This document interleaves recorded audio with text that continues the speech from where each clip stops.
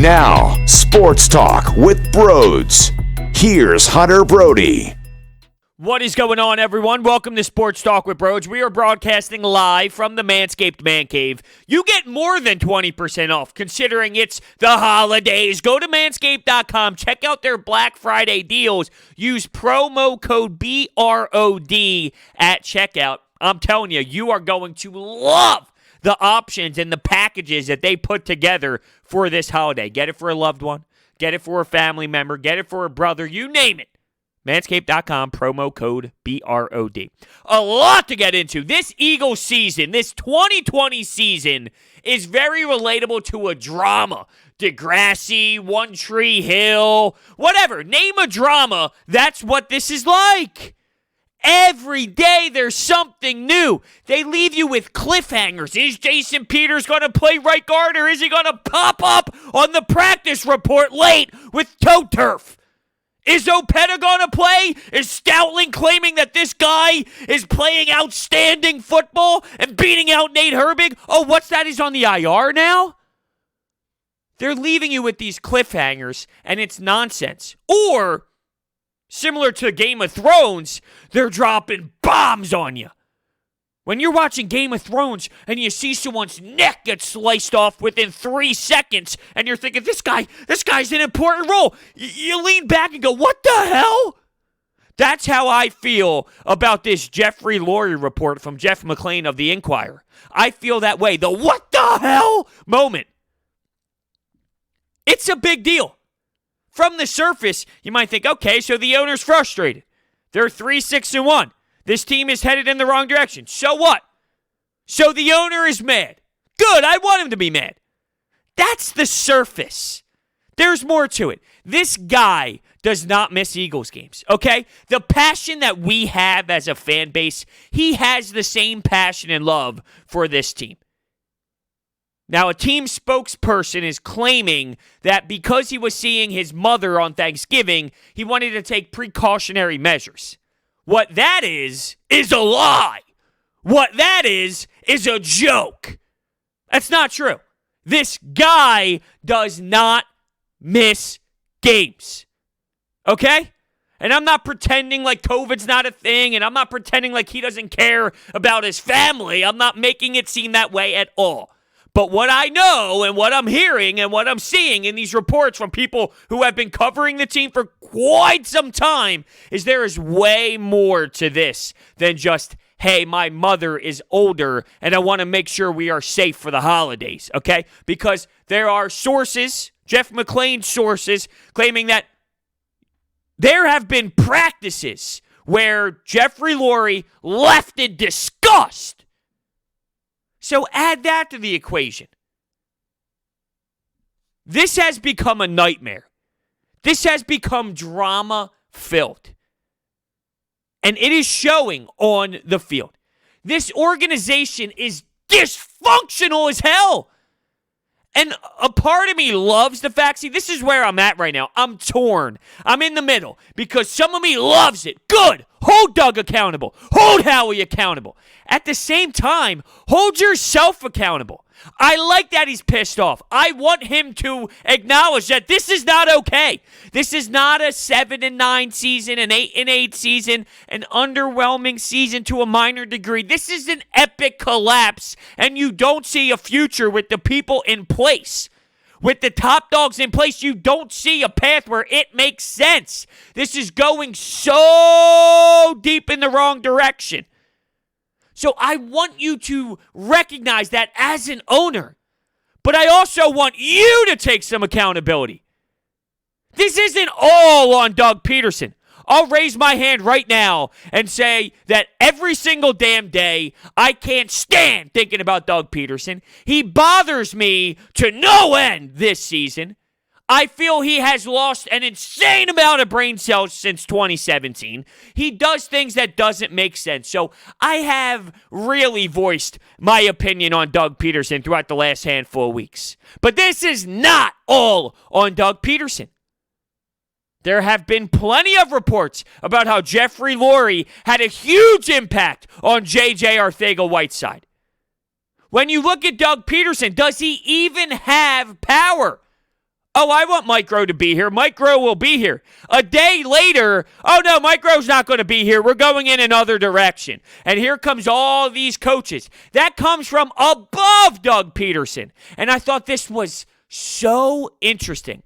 So Joe Banner and Domowitch have a piece on the Inquirer every week. And this was a statement from Domowitch. Doug is clearly frustrated right now. People inside and outside the organization who have told me he wouldn't be totally unhappy if he ends up getting fired. He won't have any trouble getting another head job. He might have more say over personnel someplace else. So a couple things. He probably will get a job. Absolutely. He will get another job. It's funny. You look at Mike McCarthy. A guy won the Super Bowl, but everybody looks at him as a joke, an embarrassment. When he left Green Bay and when everything happened there, you question, okay, what is Mike McCarthy's role now? What is his value? Are people jumping off the streets to try and grab him and try to acquire Mike McCarthy? Not really, even though he had a Super Bowl. Now, Dallas ultimately did, and it's not shocking that he found another job, but I do think it was reasonable to question, is he the style of coach that you want in the year 2020? Has the game passed over Mike McCarthy as a head coach? It's hard to tell right now, even though I'm sure you're saying yes, but it's hard to tell without Dak Prescott being in the mix. And the sample size that you had early on, it's only a handful of games. I know their defense was getting abused and waxed, but their offense was producing points with Dak Prescott being under center. So you just don't know at this moment. My point of bringing up Mike McCarthy, though, is here's a Super Bowl winning head coach, but he doesn't have that type of power and pop and jazz with his name. Is that going to be similar with Doug Peterson as the years continue? Right now, I think there's still a lot of juice surrounding his name to the public. Hell, if you're the Detroit Lions, you hear the rumors about what's happening with Matt Patricia in that locker room, and you have an opportunity to maybe land a Doug Peterson? Well, hell yes. Hell yeah, it's a no-brainer. That place is a joke. And seriously, what you're hearing from ex-players about what happened in that locker room and with that culture, wow, how did that guy even have a job as long as he did? Well, I guess your answer is the Detroit Lions. And that's why he stayed there so damn long. Not that it was even that long, but come on. Every single player is coming out having some sort of disgraceful thing to say about this guy, and he had that much power for that long? Talk about a poorly ran organization. But enough about the Lions. I don't care about the Lions. I agree with Damo that, yes, he will get another job, but he might have more say over personnel someplace else. So there's so many ways that you can look at this situation with Jeffrey Lurie. And that's why I am torn. I have so many different feelings, and they conflict one another. I'm happy that he isn't happy. I'm happy that he's looking at this and saying, this is no way acceptable. We are a joke. We are at the bottom of the league. We are getting made fun of. It's embarrassing. It really is. So I like that he's taking the initiative and saying, look, I am fuming. I don't care that we won a Super Bowl 3 seasons ago. What have you done for me now? What is the direction of this team? I can appreciate that type of passion and love and joy from this from this owner. At the same time, he is part of the issue. I yell at Doug, I yell at Howie for roster construction, and I yell at Jeffrey Lurie. He is a part of this issue. I need him to be a part of the solution. Now, is part of the solution him getting rid of Doug Peterson and Howie Roseman? Maybe it is. But I also think, to a degree, he needs to take a step back from some of the decisions. But maybe he's doing that because Doug Peterson is that much of a problem. Now, it's hard to think that way. I'm almost giving Doug Peterson the benefit of the doubt and saying he can't be that much of a problem. The guy won a Super Bowl. But I thought Reuben Frank put out a very awesome tweet. So Rube tweeted out, the question isn't should a coach who won a Super Bowl 3 years ago keep his job. Does Doug Peterson give this franchise the best chance to win another one? Is that the question to ask? And yes! Yes, it is. I think that is a perfect way to describe it. My stance is this, though, on Doug. I have been creaming this guy. I have been ripping him to shreds. He is a hate the face multiplied by 10 billion. Seriously. Can't stand him right now. I have no clue what he thinks about when it comes to the game of football right now. With all of that being said, my personal opinion, would I can Doug Peterson? No, I wouldn't. I would still give him one more year. Me personally, I'm giving him one more year. There are a lot of flaws with him. There are a lot of questions with him. While I agree with Rube that it's not about keeping a guy who won a Super Bowl just because he won a Super Bowl, let's look at now. Let's look at right now. Can he put us in the best spot now? I think that is a very fair way to analyze this head coach. But at the same time, I also do value the Super Bowl, and I need to tie that in somehow. You can't just pretend it doesn't matter. And look, there's a lot of ways to assess this. But I'm giving him one more season. That's how I would do it. There's something in my gut telling me that Jeffrey Lurie, he might do it. He might wipe this thing clean. He might start fresh. He looks at this and goes, uh-oh, we are in a problem here. Uh-oh, look at this roster construction. Look at the salary cap. Look at the trajectory of the team. Feel out the locker room. What's going on? This isn't what we anticipated us to be. How do we get out of this? This guy has lost it. See, and once again, this is where I'm having conflicted issues. Is Jeffrey Lurie stepping in and putting his hands in the coaching hires and things of that nature because Doug can't do it and Doug feels highly about some of these coaches who are not good enough? Or does Doug have a good eye for coaches and Jeffrey Lurie's stepping in and goes, no, I have a better eye? That's where I'm having the problem figuring out where we stand today. But I've heard Adam Kaplan of Inside the Birds talk about this a lot. Doug Peterson does a very poor job when it comes to his coaches. He doesn't really coach up his coaches. That's a part of this. It's not just about coaches coming in and then them doing their jobs. As a head coach, it's a lot more than just your side of the football. It's not just about, hey, I'm the offensive mind, I'm the offensive coordinator. I'll worry about that and calling the game. You guys worry about your own stuff. You're on your own. You need to look at your coaches, and you are part of this. They look up to you. You are at the top. Now, of course, there's guys higher, Howie and Lurie. But in terms of this coaching staff, that's what he is supposed to do, and he does a bad job at it. That's an issue. And it all relates to the product you are seeing on this field. It's crazy. It is a drama. They leave you with cliffhangers. They drop news on you. There is a very standard line, a very standard phrase that I think defines this perfectly. Perception is reality.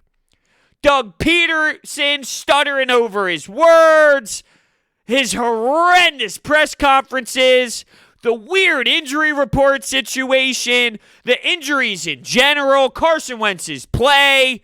It's all bad. Everything they do optically, it's bad. Doug Peterson tried showing to the media and to the fans that the reason they decided to move Jason Peters from left tackle to right guard was because of the Lane Johnson injury. I would love someone to try to explain to me how that makes sense. I'll tell you for free. It doesn't. He's making up nonsense. He's lying. He just talks out of his mouth. He vomits out of his mouth. Perception is reality. How you see Doug Peterson handle the media every single damn day that he has to speak? There's a reason why it's dysfunctional. It doesn't add up. Nothing makes sense. He's awkward. Doesn't seem prepared for obvious questions. Perception is reality. And I don't know when this is going to be fixed. Honestly, I don't even know if wiping clean fixes everything. Because there was a time where you did go out and get a hell of a head coach in Andy Reid. Never able to finish the job here, but it was a really solid hire. And it was someone that you could count on to be successful every year. Sustained success. We talk about it all the time. You had it under Andy Reid. There were hiccups along the way, and ultimately towards the end, it was time. And he was stubborn. Don't get me wrong. He wouldn't run the football. There were problems with his game, but ultimately he gave you sustained success. Arguably the best to ever do it in the conversation. But there was a Chip Kelly era, and that fell flat on its face. So we have seen bad hires as well. We have seen coaches that didn't really work out. It didn't go to plan. So just because they start getting rid of guys, if they do, it doesn't automatically mean that all of these flaws are fixed. Look, right now with Howie Roseman, I can't stand what he has done, okay? This roster is poorly put together, but you are in cap hell. You might hate Howie Roseman and the drafting, but there is one thing that he does at an elite level. And that's the money. And that's the cap. It's manipulating the cap. It's restructuring deals. It's working out contracts. If you need him at any point, it's now. This is the time where you need him most. Would Jeffrey Lurie be willing to move on from Howie Roseman at this type of time when it is the worst cap you've been in? Maybe you take away the drafting side of things for Howie. Maybe you bring in a football guy, if you will. I know people love that, the football guy. And you keep Howie for the finances part of things. They're close. You know the relationship. But Joe Banner and Jeffrey Lurie were close as well at one point. And there was a time where he had enough. My gut feel tells me right now, Jeffrey Lurie has had enough. But is he thinking too emotionally? Is he reacting like a fan? Do you want your owner reacting that way? Instant reaction? My grandmother used to tell me something. It was very simple, but it stayed with me to this day, and I'll still think about it until the day I die. And I'll tell you about it in a second. But first, I need to let you know about my friends at DraftKings. DraftKings has brought their expertise to legal sports betting. It's a legitimate sports book based right here in the U.S., so you can rest assured that your funds are totally secure. DraftKings, America's top-rated sportsbook app, is safe, secure, and reliable. Deposit and withdrawal at your convenience. Listen to this deal. It is absolutely insane. It's tremendous. All new users have a chance to earn a sign-up bonus up to $1,000. Download the app now and use the code BRODES, BRODES. Check out all that they have to offer, including player props, live betting, and so much more. If sportsbooks are not yet available in your state, don't forget about the DraftKings Fantasy app, which offers millions of dollars in total prizes every single week. And if you or someone you know has a gambling problem, crisis counseling and referral services can be accessed by calling 1-800-GAMBLER. Gambling problem, call 1-800-GAMBLER. Look, by no means am I trying to give Doug Peterson a free pass because I have been miserable with 97% of the things that he has done this season.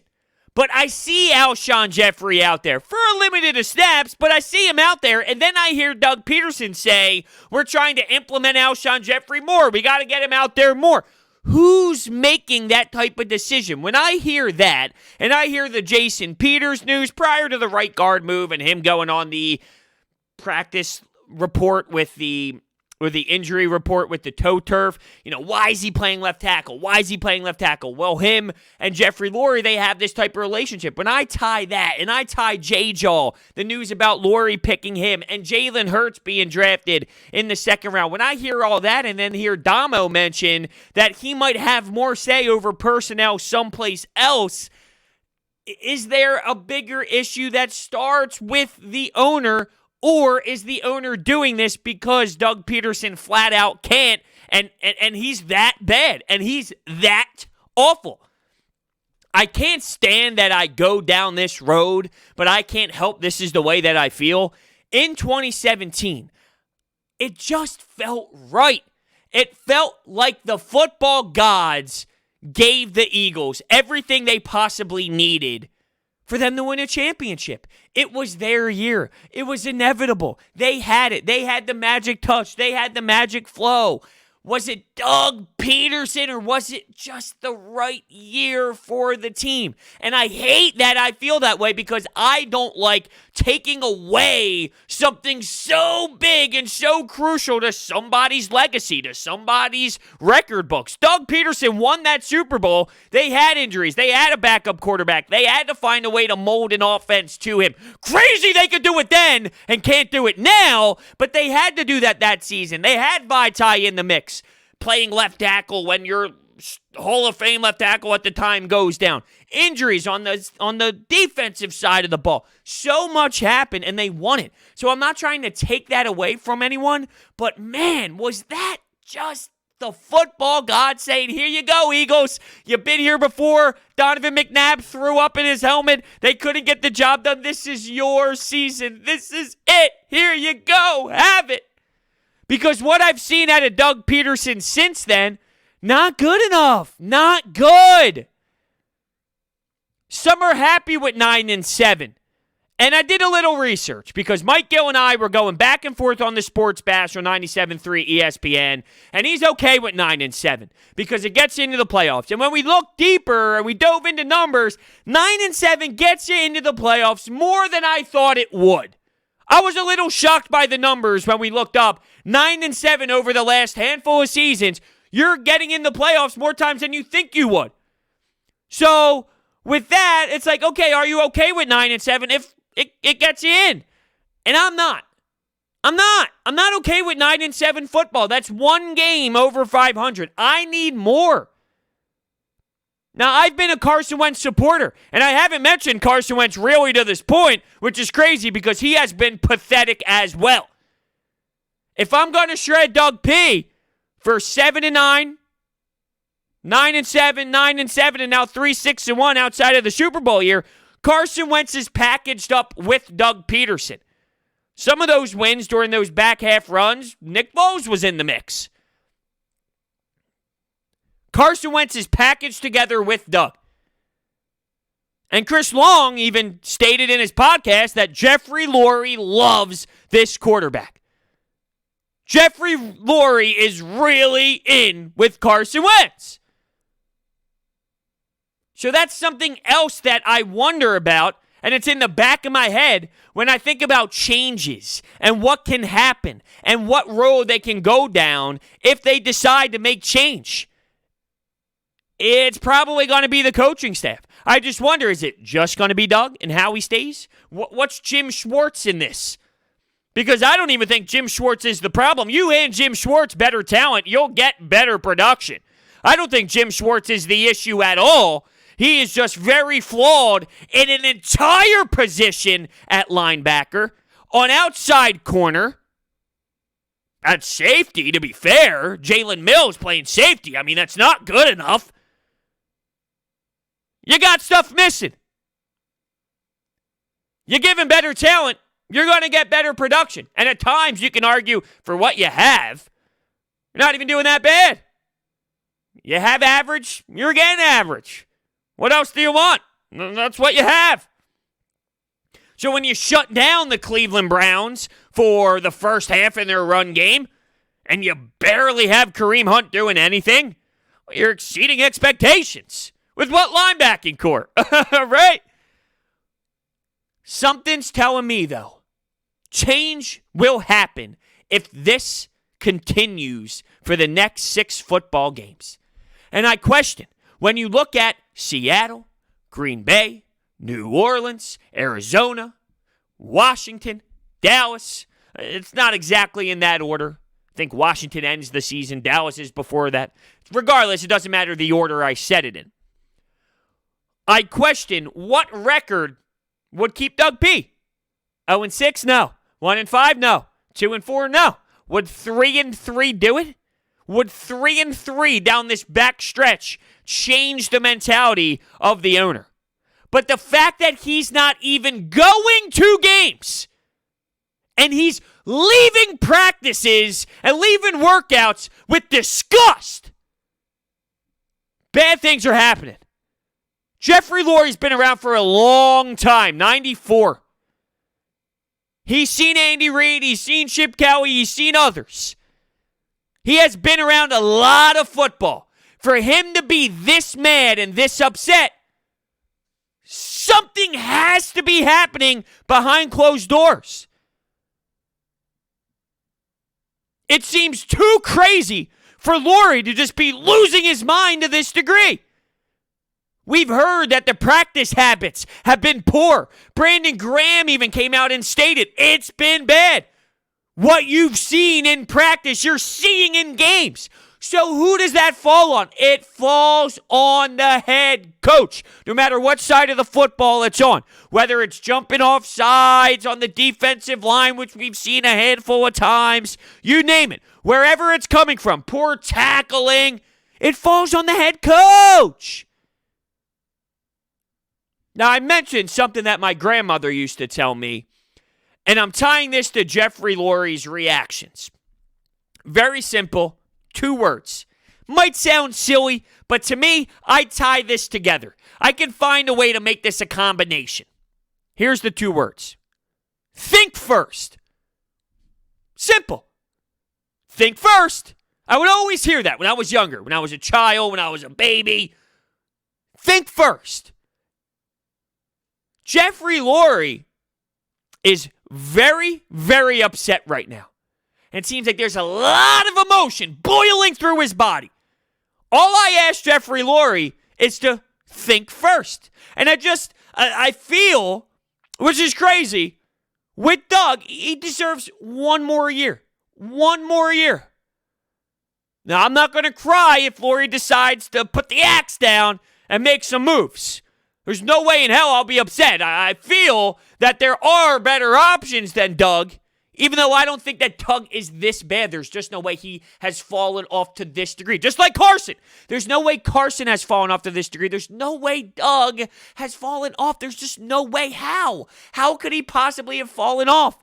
Is it what I brought up before where 2017 was a magical ride that had nothing to do with Doug Peterson and it was the football gods? Is that what happened? Or is Doug a good coach if he's associated with other solid coordinators and other coaching people and other people in the coaching staff that helps him out? It's okay to need help as a head coach. It doesn't make you a bad head coach. If you thrive with strong coaches around you and you can't do it so much by yourself, that doesn't mean you're a bad coach. You can work with that. You just need to make sure that you have the rest around you that benefits your skill set, and that's okay. But I just asked Jeffrey Lurie to think first, because clearly he's heated. He's pissed to a level that we're not accustomed seeing. So there's probably an insane amount happening behind closed doors. A lot going on that we don't know about, that the media doesn't know about. And that's one of the reasons why you're seeing Lurie at an all-time high. We've seen him mad and angry before. What happened? Chip Kelly, goodbye. It's pretty easy to sense that Jeffrey Lurie is feeling that the football team is getting away from itself from an organizational standpoint. Be the solution. Be part of the solution and think first. That's where I'm at. So I wouldn't be angry if he doesn't. I would not be angry if he decided it was time to move on from Doug or Howie or others. At the same time, I wouldn't necessarily be pissed off if there was another year in play. And I'm torn. I'm conflicted. There's a lot of different emotions going on in my body and my brain, and they're going up against one another. So it's a really tough spot for me, but there's so many angles to look at this. There's so much. We are witnessing a drama television show. Cliffhangers, bombs being dropped. What's going on with the offensive line? Seriously?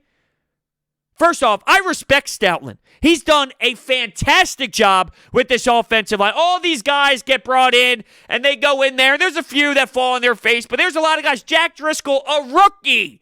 Nate Herbig getting thrown in there.